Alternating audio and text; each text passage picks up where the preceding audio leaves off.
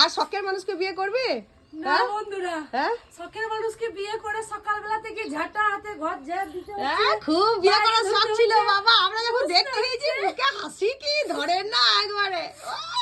ছোট দিদি, বড় দিদি, মা, হ্যাঁ বাবা, তখন কি আর জানতাম যে এরকম হালত হবে।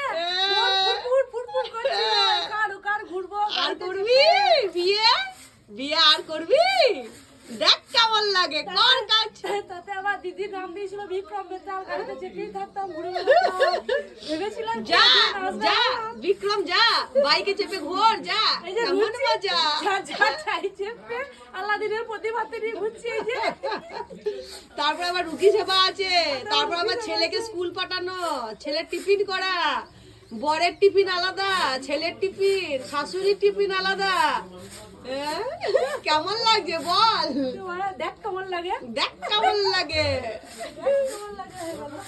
নে মজা। আমি আর থাকতে না পেরে বন্ধুরা একটা ছবি তুলে নিলাম, ভিডিও করে নিলাম, যে কেমন লাগছে একবার দেখো তোমরা।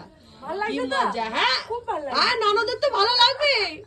যত বাড়ির বউরা কাজ করবে ননদের হেভি লাগবে, হেভি।